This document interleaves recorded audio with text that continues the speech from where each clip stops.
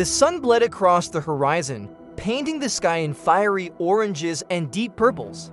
For Kai, it was the perfect end to a perfect day. The waves had been epic, but this one was different. It rose from the depths like a living creature, its crest shimmering with an otherworldly, golden light.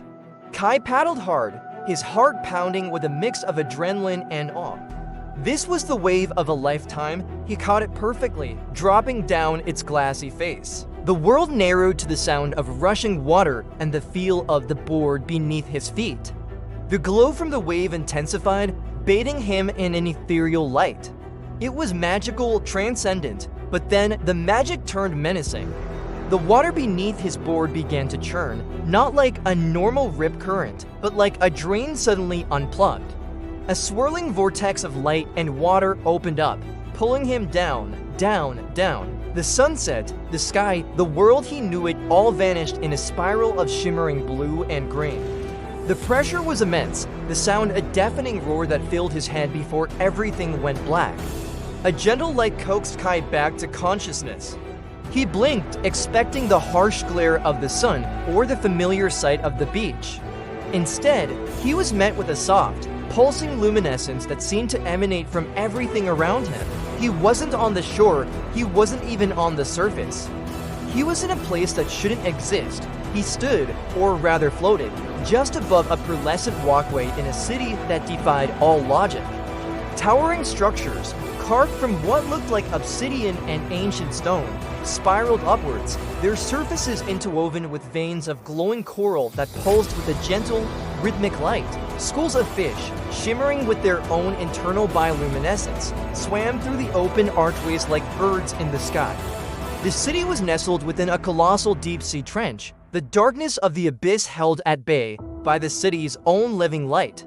It was breathtaking, impossible, and utterly silent, save for a low, resonant hum that seemed to vibrate through the very water around him. Giant sea anemones, larger than houses, waved their glowing tendrils in the gentle current. Intricate bridges, seemingly woven from solidified light, connected the spires. Kai walked forward, his bare feet barely making a sound on the smooth, cool stone. He wasn't wet and he could breathe as easily as if he were on land. The air, or whatever passed for it here, was clean and carried the faint, sweet scent of ozone and the deep ocean. He passed citizens of this impossible metropolis. They were graceful, humanoid figures with skin that had the iridescent sheen of abalone shells and hair that flowed like fine seaweed. They moved with a slow, deliberate elegance, their large, dark eyes regarding him not with hostility, but with a calm, ancient curiosity. They didn't speak, but he felt their thoughts, not as words, but as feelings of peace, of welcome, of wonder. Following a path that seemed to call to him, Kai journeyed deeper into the city. The architecture became grander, more ancient. He was ascending, moving towards the city's heart, a structure that dwarfed all others.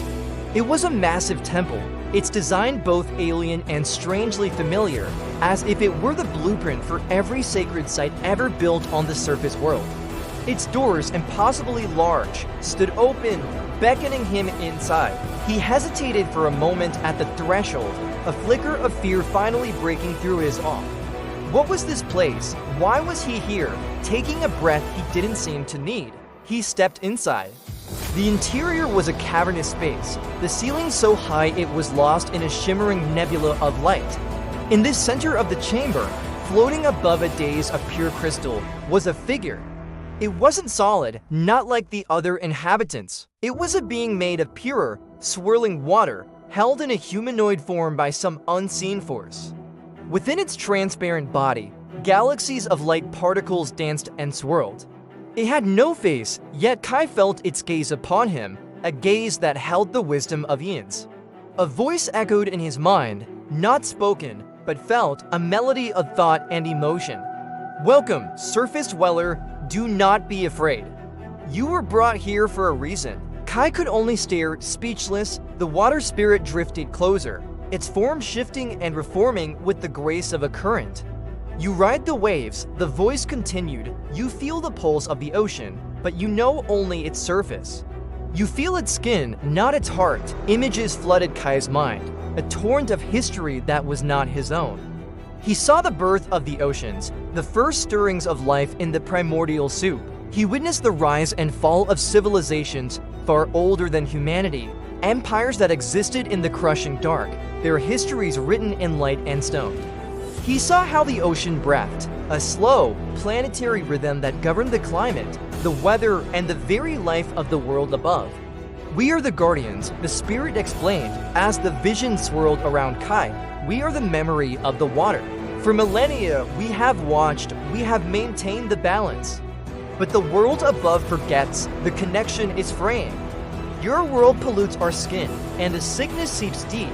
The spirit showed him visions of plastic choking the deep trenches, of chemical slicks poisoning the unseen currents, of the world's coral reefs bleaching into skeletal white graveyards. The sadness he felt was not his own, it was the planet's, a deep, aching grief that resonated from the spirit. "We chose you, Kai," the spirit's voice grew more focused. "You have a pure heart. You love the ocean not for what it can give you, but for what it is. We need a messenger. Someone to remind the surface world that the ocean is not a resource to be plundered, but a living entity to be respected." The water spirit extended a hand, and from its palm, a small, multifaceted crystal materialized. It pulsed with a soft, blue-white light, the same light that illuminated the entire city. "Take this, it is a piece of the ocean's heart. It will help you remember, it will help others to listen." As Kai reached out to take the crystal, the light in the temple intensified, growing blindingly bright. The visions, the city, the spirit, they all dissolved into a pure, white radiance. He felt a sensation of being lifted, of rushing upwards at an impossible speed. The pressure returned, but this time it was gentle, like an embrace. He gasped, and his lungs filled with cool, salty air. He was lying on the sand, the gentle lapping of waves at his feet. The moon was high in the sky, casting a silver path across the water. His surfboard was a few feet away, beached on the sand. It was as if he had just washed ashore after a bad wipeout. Was it all a dream?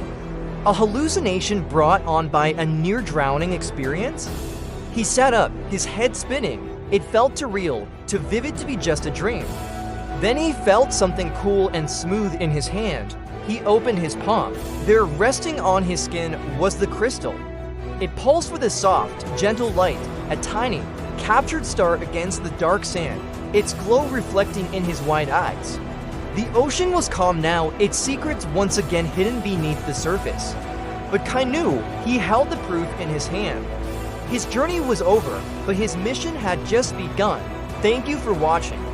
If you enjoyed this story, don't forget to like, subscribe, and hit the bell to join us on our next adventure.